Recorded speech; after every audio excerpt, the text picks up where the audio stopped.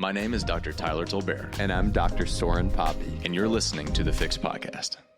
And welcome back to the Fix Podcast. We're on here with a very special guest that we've been working to get on for quite some time. We've been bending the ear of our Neodent reps to talk to this guy because we've heard great things about him. Today we're on with Cliff Gratz. He is a product specialist with, should I say Neodent or should I say Straumann, Cliff? Yes. Yes. Okay. Yes to both. Straumann Yes. Group worked for Neodent. Yes, So, that works. a little bit of both. So the premise is something that we were really hoping to get a perspective on is, so often we have doctors coming on here talking mostly about surgery, talking about the techniques that we do, but we don't really talk so much about the nuts and bolts, so to speak, of the things that we use. We don't talk that much about, implant design and all the things that you want to look for in an implant system. And so what we're hoping to do is, for people who are just wanting to get into implants now, people who are maybe have been doing implants for some time, maybe your singles, your occasional overdents or something like that, they're looking to transition to full arch. Maybe you've been doing full arch for a while, you're looking to go into fixed. Remote anchorage. What's really important is that you understand the system that you're using because there's so many implant brands out there. There's so many different designs that can be used and indications for that. And it can become really, really confusing, all the different tooling and things like that, And, definitely in my journey early on, when I first started placing implants, you kind of just get introduced to a system either through, the owner doctor, if you're associating, or maybe just the first course you take, they introduce you to a system and, people ask you how you like it. And it's like, well, I don't really have a barometer for that. This is the first system I've ever used. So I guess I like it. But over time, you learn about all these little intricacies of implant systems, and it can get so incredibly complex. And so what I wanted to do is get someone on here, not only to walk us through all the different aspects of an implant as well as an implant system, but also why those things are there and why you might want certain things out of a system so that you can understand when you're going to look for one based on your uses, what's going to be the best for you. Furthermore, I know this is a long intro, I also want us to talk a little bit about how these things get figured out, what goes into implant design. Why don't we have just one implant that works for absolutely everything? Why do we need different indications for different things? My light's going a little bit crazy. I'll get that figured out. But anyway, I believe I've got the perfect person for that topic with Cliff Gratz. And of course, we have Dr. Soren Poppy on with us as well. So I think it's going to be a really great episode. So after a very long intro with much ado, welcome again, Cliff Gratz. Oh, that's awesome. No, thank you. I appreciate it. And hopefully those lights aren't with sirens. Hopefully they're not chasing you. No, not at all. It's just my cheap Taiwanese built sign that likes to go a little bit on the fritz every time I record. That's awesome. Well, thank you both. I mean, I really appreciate you guys having me on. And it's funny, things can look so calm when you're sitting down on a podcast like this and we're just kind of chatting, going over the industry and dental nerd stuff. 3 minutes before you guys text me and say, "Hey, are you okay?" I'm walking my puppy. We get to the door. I go, open the door. I go, "Come on." And I made the mistake of letting her off the leash. She looked at me and was like, boom, she took off. Wow. Running across the street. She's going after cars and dogs. I'm like, Of course. Yeah. So, I missed the puppy stage. Good. You made it. I made That's it. great. I'm glad we made it on time. That's awesome. Yeah, no, thanks. I love the intro. I guess I saw you guys said a little bit about me. You were asking about the position. It's kind of interesting. Director of Implant Solutions. Okay. But I'm also a product manager for Neodent now as well. So, what the heck does that mean? I get numerous phone calls a day from the reps. They line me up with doctors. We have conversations about problems or complications or something that, went amiss with the product. Unfortunately, I get a ton of calls about third-party parts. We could have a whole podcast on third-party stuff that they're trying to, save $4 on and put the abutment in on a Morse taper connection, right? And it's just not going to work. It's like, it's a whole nother one. So there's just like some of those things that happen. And I guess maybe I should back up. What kind of credibility does this guy have? That would work. Sure. So I've been in the industry over 20 years. I started in spine. I came to this little tiny company years ago called Nobel Biocare. Had a blast and a run over there.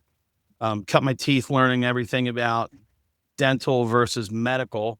Started my own implant center with an oral surgeon and a lab technician up in Philadelphia before ClearChoice was even up in the area.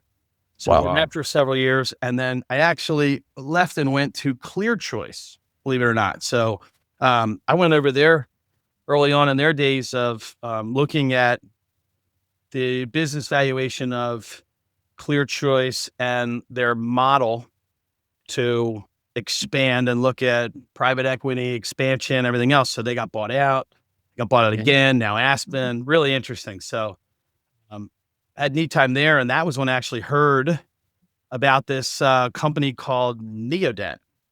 And they were like, Straumann is going to come in. And I was like, Neodent. I said, Neos? They said, no, Neos. I said, Neos? They go, no. Look at me this brochure way back when. And sure enough, it said Neodent on it. And it looked like aggressive threaded implants.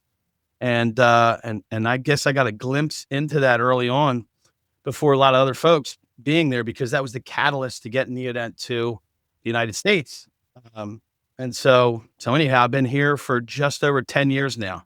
So what were you doing for ClearChoice? ClearChoice, I was one of the account managers. So I would go around the country. Spent more time in several locations, but would bounce around to a bunch of others, trying to provide modeling for the referral network. So they had done a really neat program to say, hey, can we go out?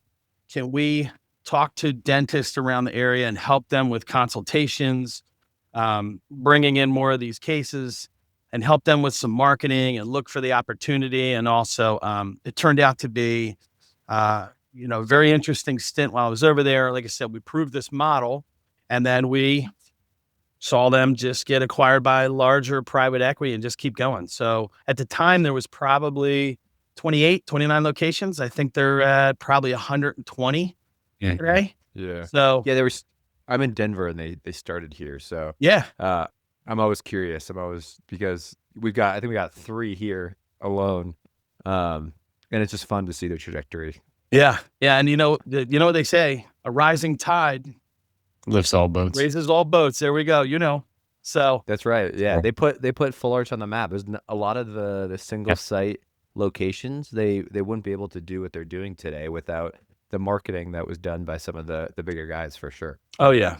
Oh my gosh. I mean, those guys used to pump, tens of thousands of dollars a month in those areas and awareness. And one of the hardest things to do, I think personally, with any kind of marketing, is when you have to explain the marketing, when you have to talk a little bit about full arch reconstruction with dental implants. We have to explain all of that and do like a commercial. A 30-second commercial becomes a 60-second. And all I'm thinking is, that just costs more money.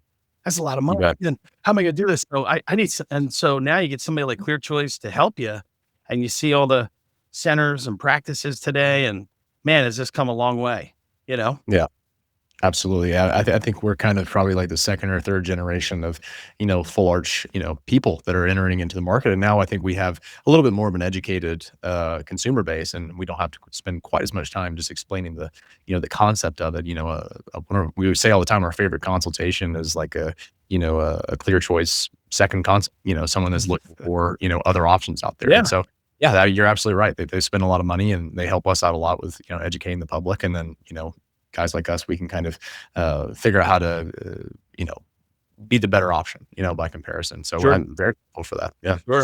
And there's plenty obviously to go around. So everybody wins, right? Sure. That's good. I think you've definitely shown your experience. You've been in the game longer than Tyler and I combined. So that's great. Yeah. But yeah, let's jump into talking about implants. I think we really I think it'd be great to talk initially about when we're evaluating an implant system, what should dentists be thinking about? Should I'd love to talk a little bit about if a provider is mainly doing single implants, kind of getting their feet wet in implants. What are systems that they should be looking at? And then maybe if they're in the transition to full arch, can they continue to use those implants that they're using, or should they consider using a different system that is maybe a little bit more full arch focused with the multi-unit systems and stuff like that? Sorry, that is a really good question. Holy cow, my mind's spinning. I know we can chop that into a lot of smaller pieces. Yeah, we can. Yeah. So, I would certainly say yes, there are some more sophisticated implants that are available in the market today. I'm just going to hold this up just as an example. I can speak about it because I happen to have this thing in front of me, right? Okay. But the bottom half or the apical half of this particular implant has these really aggressive threads, right? Yeah. I want them to grab or bite into something. And then at the top, the coronal half, if you will, of this is a more squared off trapezoidal thread. So that's going to get secondary compression and help lock this thing in for good stability. It just happened to have in front of me, like, might as well use a prop. I'm always doing this when I'm, on a computer, but I like that because of flexibility. So in this case, I'm talking about this GM Helix implant. This is a lion's share of Neodent implants placed by full arch guys,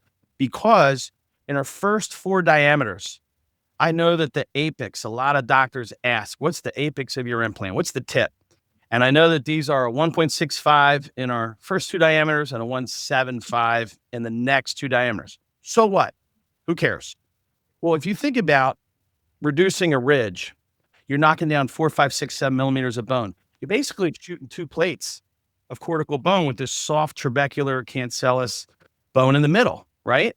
So right away, doctors are going, man, worst case scenario, soft bone. I get in there. I just run the pilot drill, which is a 2 millimeter drill. I can drive any one of these first 4 diameters of implants and just let this baby go. And I don't need Versa burrs. I'm not a fan of those myself. Just let this thing do the work. Just let the tip grab and expand or compress that bone for you as an osteotome around the implant. So that's, to me, that's a major benefit, obviously, upfront, because that's one of your first milestones. I've got to get primary stability if I'm doing full arch. And then, Tyler, I heard you talking about remote anchorage, and I saw all of this at ClearChoice when it was like voodoo for the rest of the industry, right? Guys are doing some really crazy things to throw in zygo implants. Well, Eric, today we're talking about pterygoids just as much or more than zygo, right? And now we've moved into this whole other world of transsinus. I was doing these years ago in my practice, but our guys we were doing these transsinus, but now transnasal. So now it's, if you got bone somewhere in the maxilla, we're going to find it. We're going to throw in a screw. We're going to get primary stability, and we're going to hang teeth, right? You got it. That's right. Yeah. That's absolutely right. So that said, and I don't mean to go off on a little tangent about that, because I know we're talking full arch and implant systems, but yeah, we actually, we're even coming out with a system to dial it back a little bit and put balance back into torque, because you want a really good implant where you can go, man, I'm in type 1 or I'm in type 4 bone. Can I use one implant? Is that good for all types of bone, right? Is there really a system out there that has that? Or do we need to come out with something else? So for maybe somebody that's a little bit earlier in their implant journey, something that helps balance that torque, and it says, follow steps A, B, and C, and we should get you a more predictable result for standard implant care, edentulous, and maybe more healed sites or something of that matter. So, long-winded answer. I really apologize to you guys, but yes, I think there are certain subtleties between systems, and some are more user-friendly for the beginner and some are more advanced. Right. Yeah, I think that you bring up a really interesting point there, because when it comes to, people that are just starting out and they're placing, singles, in dentate patients, right? I remember when I was first learning how to place implants, I'm targeting somewhere between 30 and 40 Newton centimeters generally. And I'm being told, hey, if you go into 50, 60, 70, you're going to get some pressure necrosis, you're going to have crestal bone loss. It's going to be a big issue. And then you start going into remote anchorage, and all of a sudden, that goes completely out the window. We're like, we want infinity torque. We want to be turning the patient's head. We want to just about be out fracturing buccal plates. Like, we want torque all the time, right? And there's implants that are really optimized for that. They have that aggressive thread pattern at the apex. They have compressive threads near the crest. So, for someone who's first starting out, should they be concerned about getting a more aggressive implant? And maybe all they're trying to do is just place it in the edentulous number 30 spot. Should they go for a more aggressive implant, or should they maybe hold off until they're looking to go into more full arch? Or just like you kind of alluded to, is there some middle ground there? Really good question. I love it. So, it's more so for me, what are the ancillary parts or pieces to the system that help me? What are the bumpers that I put up, right? If I throw a bowling ball and I'm 5 years old down the lane, I'm probably throwing a gutter ball. If I can throw those what do you call those little borders up, right? And I'm bumpers, off rails, right? And I'm going to hit pins, right? That makes it way more interesting for me, but it's also going to assure me success. So along the same lines, it's probably more so you have a guided system. Do you have drill stops? Do you have Sure. Okay. an array of sizes? Because today there's a lot of convenience sizes to an implant system because we can plan something guided, right? And so I want my porridge just right, not too hot, not too cold. This is how much bone's available, mesiodistal, buccolingual, and it's like, right? So I think all of that is really important to a system, right? And then I think today, so many systems have already moved or they've followed suit with where the industry's gone to get better primary stability. Right. Used to, even Straumann alone, like Straumann used to be the king of place it, bury it, leave it, get a really good result and wait. And look where they're at today. They're right there with Neodent doing all of this stuff, bone level and really aggressive threads and full arch and immediacy. That's all they pound too. So, the whole industry's gone that direction. Yeah, absolutely. So you bring up another interesting point about the system and having sort of user friendliness for people that are kind of looking into getting into implants. But I do also want to just kind of simplify the implant design. So let's kind of maybe just kind of put together a decision matrix based off of like the different features of an implant. We're talking about the general overall shape. Is it tapered? Is it sort of a cylindrical shape? Thread patterns we're looking at, connections we're looking at, is it platform switch, things of that nature. Do you kind of like, is there sort of an order of importance there that you think that should be considering when they're getting into implants? Yeah, let's dumb it down a bit for everybody, for sure. and go, apex, coronal aspect, like what should people be looking for? Yeah. Polished collar, internal. I agree with Tyler. Let's talk a little bit about like what people should be thinking about stepwise. I love it. It was absolutely a head spin for me coming over to Neodent initially in the beginning. I would think today, especially when you see all these companies that are following suit, I would say an aggressive thread, at least on the apical half, right? A tapered implant is more than 90% of the market today. There are not too many parallel walled implants anymore, right? Yeah. Okay. And then if you see where we've come from, the threads have only gotten more aggressive. The question is, when do we get too aggressive? So there's maybe a couple of systems out there that are really good for soft bone. They're not great for type 1 bone or type 2 bone, right? And I've seen things like threads shear off of an implant. It's crazy. But I've seen some of the strangest things because everybody comes at me with their problems. And so a tapered implant, aggressive threads, at least on the apical half. It's okay to have something, trap is a little more squared off later in the implant as it advances, because that's just going to add further stability as the implant gets wider from that taper, right? And we want to soften up the aggression on the threads. But when you talk about the connection, totally different. Man, it took me a minute. Nothing beats it today in this industry. Nothing beats a Morse taper connection. So, I ask people all the time. I lecture, I jump all over the country here, and I do a lot of the singles CE for Neodent. And true or false, are all conical connections a Morse taper? False. Right. Are all Morse tapers a conical connection? True. Yeah. The key is this thing has to be, this cone of a connection has to be 18 degrees or less. Has to be, right? And so that's when something is aided by a screw. Because I know there's one guy that's going to listen to this podcast and go, but that's not a true Morse taper, right? And so Bicon came out with an amazing 4-degree connection that you literally hit with a mallet. Tap again. Yeah. Right? You tap this thing in. You guys seen this, right? And so Oh, yeah, that you is bet. the true Morse. We don't need that because now you're limited on what you can do prosthetically. So what? Who cares? You get me a Morse taper, okay, and the platform switch. I think everybody today, just about everybody today, has a platform switch. Yeah. That switch is going to help you with tissue. We're going to change the emergence profile. It's going to be more concave, right? And here's the other thing. For a Morse taper implant, you can literally ask your doctor, here's crestal level bone. Do me a favor. Just put it down, subcrestal. Take it, say, a millimeter and a half, right? And so when you do this with a Morse taper and you push this into the bone a little bit, now when you put your abutment on, aided by a screw, we're only asking you to do 20 Newton centimeters, not 30, 35, whatever. They're relying on that abutment screw to hold those two pieces together. When you draw this thing in with a screw at 20, what you're doing is you're creating a cold weld. I don't want any motion. I don't want any mobility between the two pieces. I don't want to worry about a gap between my implant and my abutment. If I do, then I'm going to see bone loss or saucerization around the neck of my implant, right? Yeah. So what I'm seeing is there's starting to be more and more companies that are following suit and going in that direction. But, to date, they still don't even do this. Neodent's one of the only companies that says, sink it, push it in crestally. Everybody else says bone level still.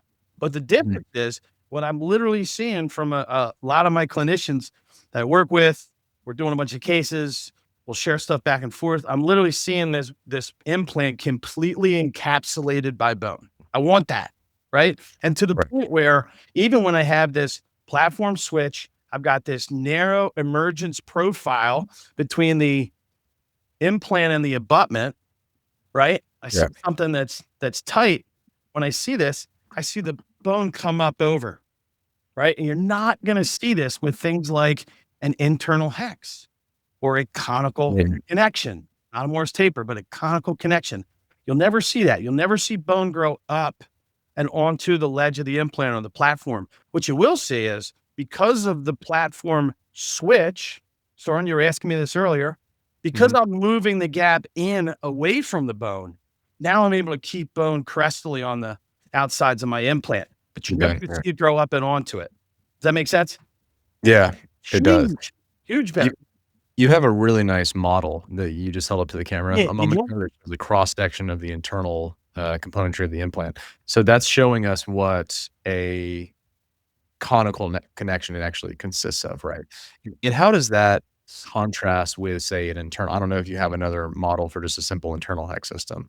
How would that look different? So I don't have one on me, unfortunately, in front of me, but the difference is you typically have a hex. You're taking a piece and sliding it in, and there's just too much movement and mobility. So even with, let's say, an abutment screw, most of your internal hexes, I hate to say this, they're the most copied connection in the world because it's easy. Yeah, straightforward. I hate it. Yeah. But if you ask your laboratories, they're going to tell you, I get a lot more screw loosening. I get a lot more screws that break. We go back to the basics. You want this to happen. If there's something wrong, if there's too much movement, if you're in a malocclusion, things have changed over years. If you're beating down on this thing all day long, you want that screw to come loose. It's telling you there's a problem. Yeah. Right? What happens if it didn't come loose? What happens next? Breaks. It breaks. Okay. What's even worse? Let's say it doesn't loosen and the abutment screw doesn't break. What happens next? The fixture, there you go. You guys said that the guy breaks. And it's like, it's even worse. We got even worse. So anyway, I digress. But I mean, the internal hex thing has been around for a really long time, but we should just continue to push, stay curious, figure out what else is out there. And I feel like we have. I mean, the Morse taper connection has been around, ready for this, since 1864. Stephen A. Morse. Hold on. Yeah. I mean, I tell everybody, I'm like, take a step back. Think about this. What else happened in 1864? Yeah. Civil War. Flipping Civil War. Yeah. I don't know how long this connection is, but we've been using it in We're now using Right. it in aerospace. We use it in medical. I mean, it's tried and true. It is a very good connection. I also literally, I mean, I could share some papers with you guys, but I say this to people all the time. It's got to be a good connection. It's how they attach the engines to the wings of planes. Right. They use a Morse taper connection. There's no screw, right? It's better be safe if we're flying people all over the country with however many flights today, just while we're talking for an hour, right?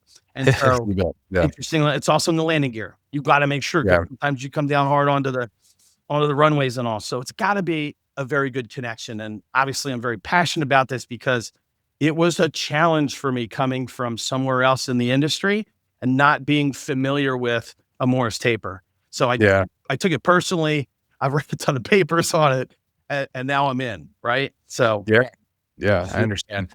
Since we're talking about the Morse taper conical connection, what are your thoughts on changing the degrees, right? So I get people that talk about the 11 degree, the 16 degree, and I've personally have experience with both, and I have my own like issues with the degree being getting that too much of a cold weld, right?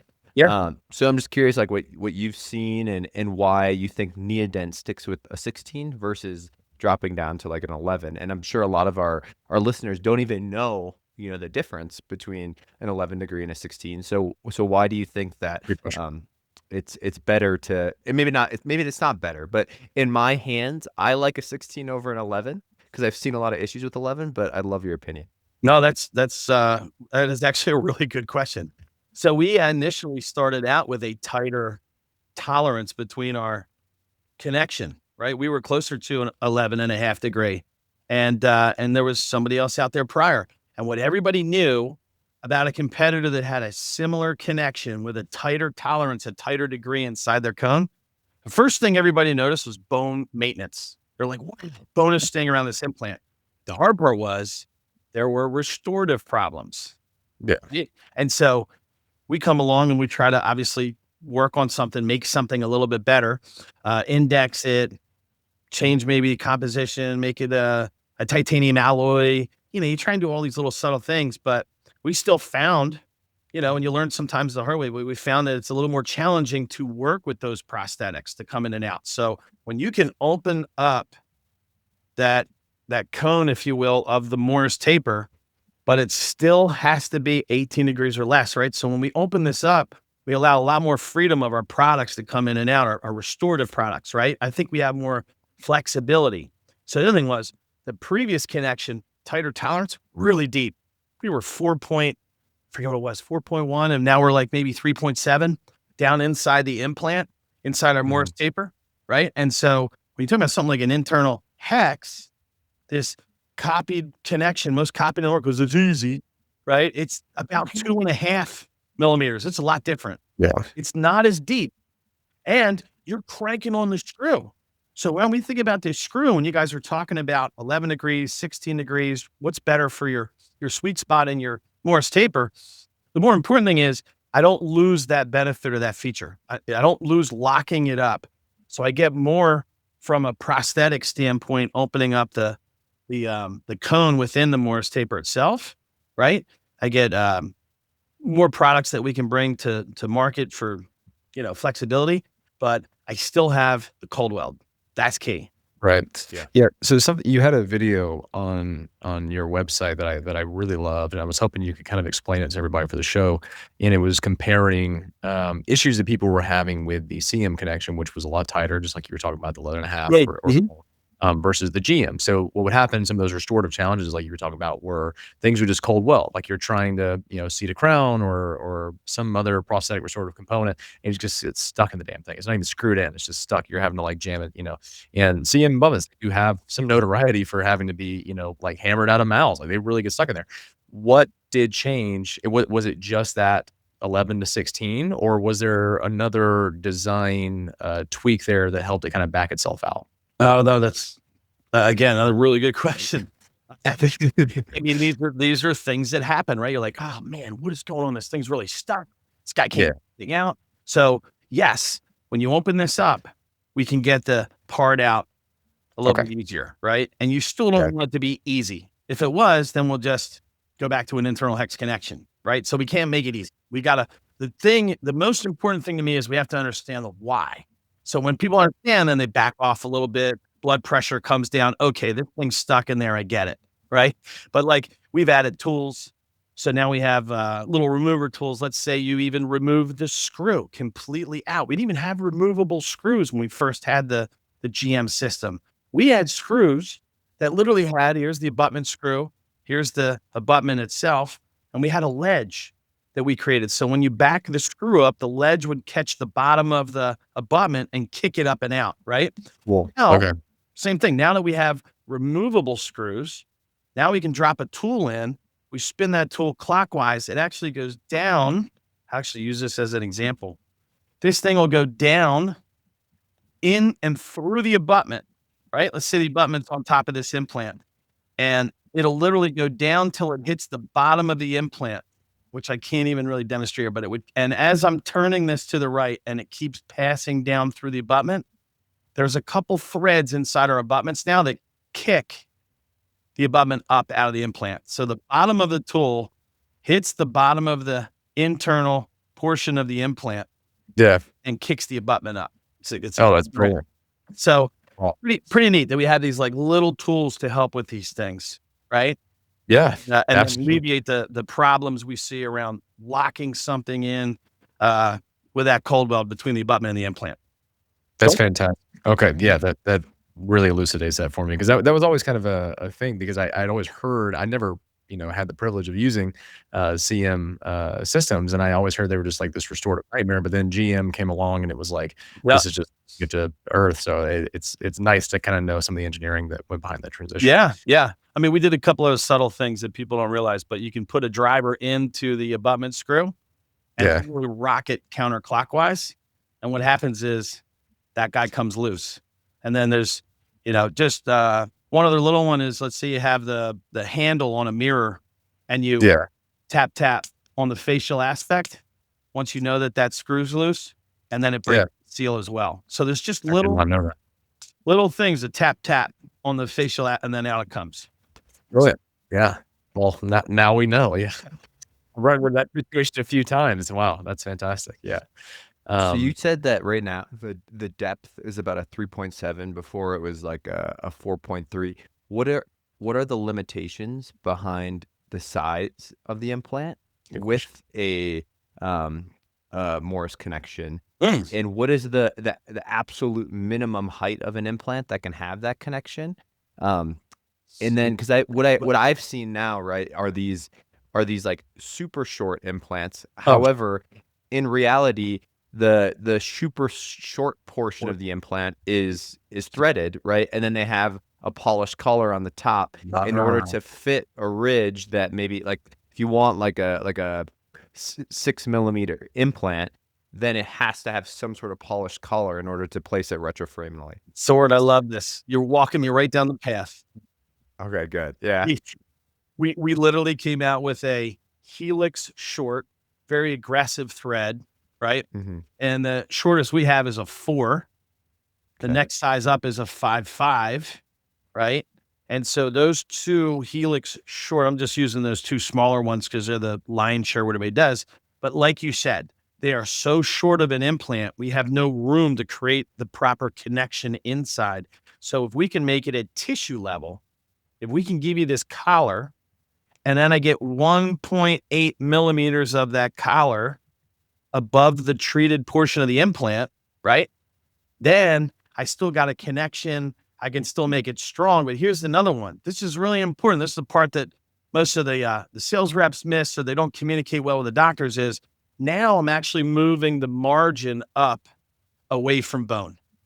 No matter what, even if I want to move the margin down as close as I possibly can on a tissue level implant, if we place the treated portion of the implant into the bone and we still have this little trumpet of the tissue collar or titanium collar that's polished, right, that sits just above the bone, I'm safe. I got the important part into the bone. I've got the tissue portion of the implant out of the bone, and now you can put the margin on the abutment wherever you want. Does that make sense? So clinically, I want to absolutely. keep or maintain bone. It's really important. But like you said, we're making it tissue level so I can create some running room inside the implant for strength.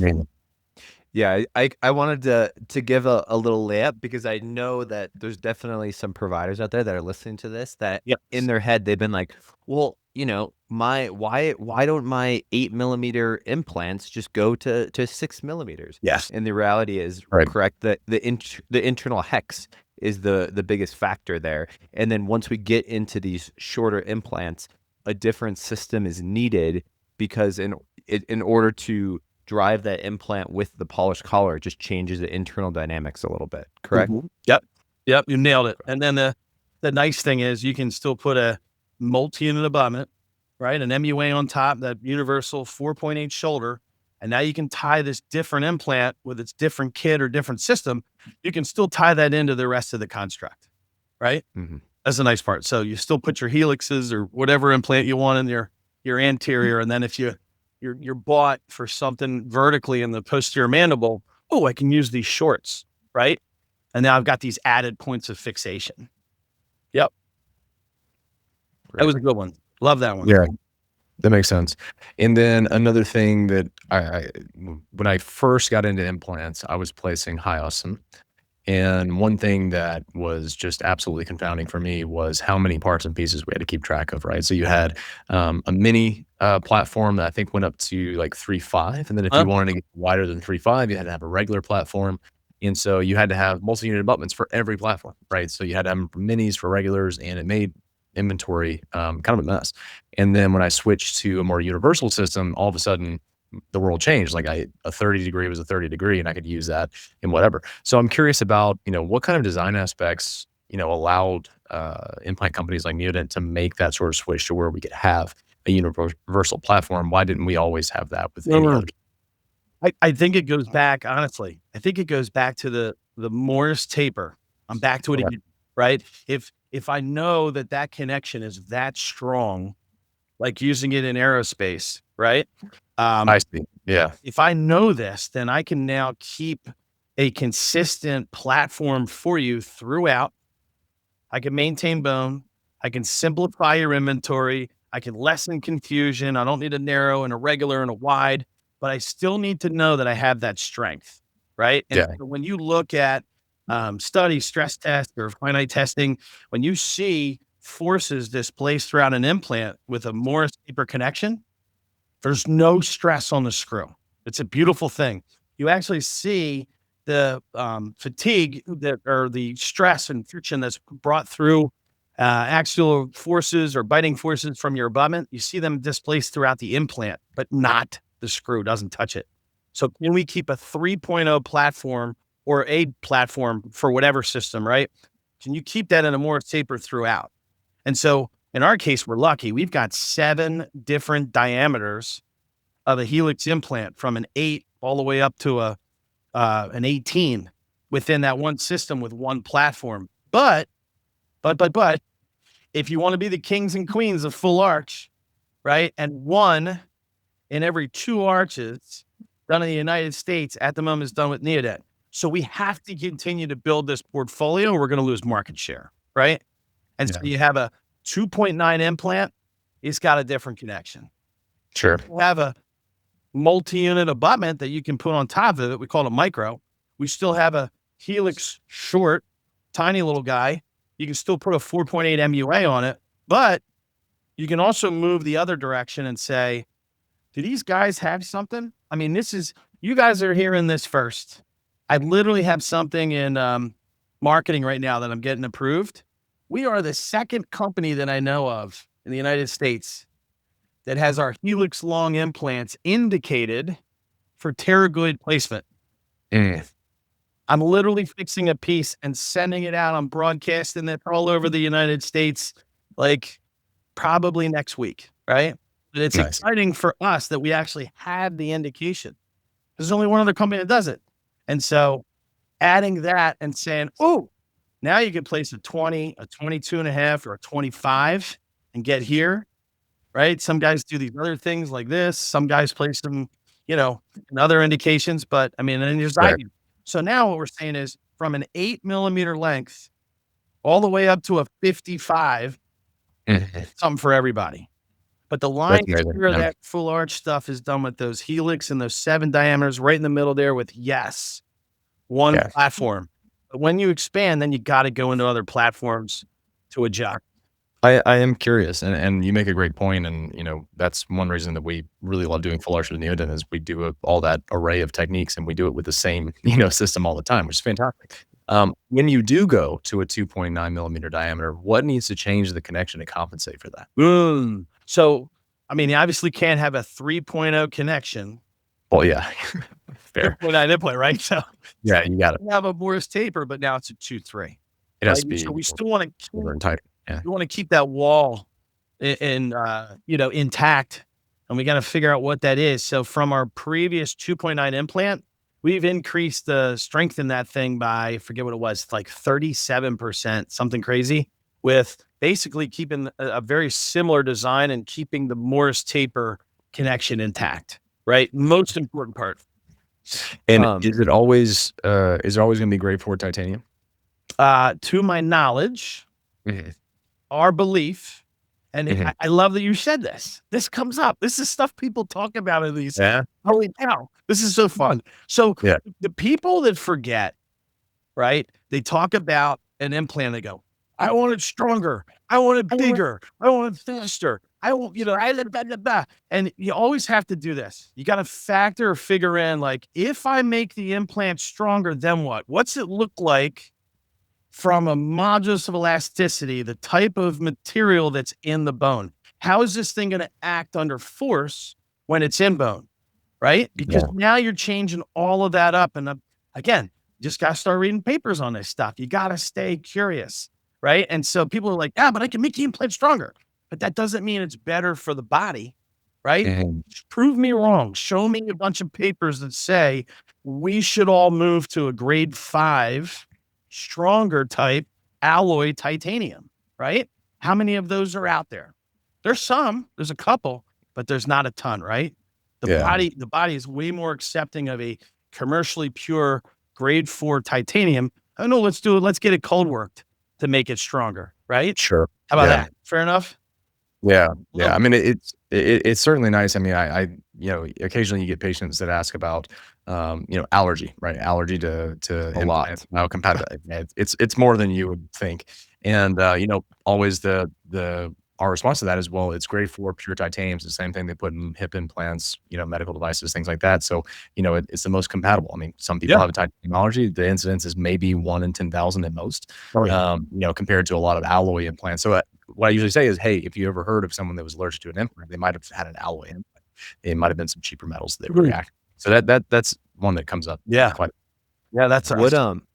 wild. Talking about the 2.9 implant, I'm curious about something that I always question is the fact that when we're using these mini implants, right? These, or I shouldn't say mini implant, right? But like a narrower implant.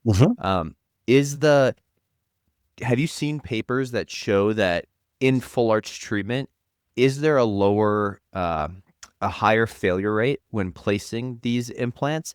And I have always placed, or I try to place above a 4 because I've seen like board issues with people that are placing, doing fixed arch treatment, where if they're placing under a 4, there's not as much, there's not as many studies that show like that it's going to hold up over time. Sure. Do you see that at all? Do you have any input in that? There's always so many different factors. So I go back to it again. I can't help it. Were other more narrow implants created with a Morse taper previously? Because there's certainly been other narrow implants in the industry. I used to sell them somewhere else, but I used to know that things like 2 screws in the package or just kind of breakage and strength concerns, that kind of thing. So I don't know. Because I personally didn't spend enough time yet to dig in and find. It's a little harder to find these papers on full arch with a 2.9. I know it's been done. I know that somebody has shared with me that they actually did a full arch in 2.9s because they could. Yeah. They want to see what happens, and they're probably going to try and document this stuff, but that's off label, right? That's for the doctor to decide. That's my quick disclaimer to you guys. And really putting in a 2.9 is, man, I blew something out, buckle plate went, and I'm bought. I've got no real estate left. I really want to work something else in from this span from my last implant here to this guy. And I've got maybe 4, 5 implants in an arch. I'd love to throw one more in, throw the 2.9 in if there's room. And there's that added point of fixation to regular implants throughout the arch, right? And so that's where I think this is really what it's intended for today, and we'll get more studies in the future. Well, as you can imagine, we've seen probably everything under the sun as far as 18 mini implants holding up a fixed arch, and going into that, what are your thoughts just on the mini implants, not the 2.9s, but like the super mini ones? One piece mini. Yeah. Okay. I don't know, because there was like a hot run on these with marketing. And if you told me somebody was a lot older in their life and there was affordability issues and I wanted to try something to get them fixed teeth, sure. But that's just me speaking off the cuff personally. But I mean, we know today there's just too much information. There's too many studies. There's too much about putting regular size implants in, and there aren't any studies on, there's no long-term studies certainly on going direct to fixture either. So there's something about putting MUA on that implant, and there's tons of documentation on it. So if that's what works, stay there, stay safe. You don't need a liability in your practice, I see a lot of marketing around surface treatment of implants, right? So, I think what most implants or implant placing people are using is usually just a double acid etched, implant. But a lot of times you hear about, hydroxyapatite coatings, you hear about like super hydrophilic coatings. I know Neodent has the Aqua, of course. You also hear about, people buy these machines that are, making them super compatible, right? Like they're like ionizing their implants and it just makes the blood stick to it better, I suppose. What's your take on that? Do you think some of that's marketing? Is some of that, is there really advantage to that that's worth, paying 10, 20% more for your implant? I mean, if it's backed by research, if there's studies. Sure. Yeah. Yeah. And then I don't hate to say that, but major companies, shame on them if there's some marketing thing that they're trying to put out there and let you guys be the guinea pigs on without proper research or studies on it. I mean, Straumann's number 1 in the world. They've got literally 2 of these awesome implants. They've got an SLAactive. They've got a Aqua surface. So they're both a sandblasted acid etched surface, right? I mean, Straumann's got the part figured out. Straumann Group. It's awesome, right? They both have a some type of additional treatment, if you will, to help with better healing and faster healing. So the difference within Straumann Group is a nitrogen enriched chamber for an SLAactive. And just like you said earlier, ionizing or bombing the heck out of the surface of this implant from Neodent with UV lights and statically charging the surface of this implant. I mean, this thing is just teeming. It's bouncing in the package, right? It's excited. Right. And so you're charging this implant. They extended FDA from 2 years to 4 years that it can sit on your shelf. And then, yes, exactly like you said, the negative ions in the proteins of your blood to a positively charged implant, you're only going to create this attraction, right? And then you're going to have blood defy gravity even if you I love on lowers. I'm like, just put it in, leave it there for a minute. You get the capillary action. That's pretty cool. They run, runs up the threads. I'm like, yes. So, is it pixie dust? Is it unicorn farts? Is it whatever these people? No. I mean, look up these studies and check this thing out because you do get better healing, faster healing. Now, I don't care about faster healing. We're loading everything. We've got these aggressive threads. Sure. We're getting them in with this high insertion torque, but I mean, you tell me a smoker, bisphosphonates, maybe just soft bone, grafted site. What else? Right? I mean, you've got all these different diabetic. You've got all these things that might just I mean, the smoking is probably worse, but Yeah. you I mean, get if some more. you're in large, pretty much every patient applies to at least one of those things, if not It's more. something, right? And so, yeah. So if you're telling me that I can get better healing, absolutely. I mean, we've got some amazing doctors with resonance frequency, right? And pegging the tops of their implants and checking these things. It's amazing. The numbers are Yep. out the roof and they stay there.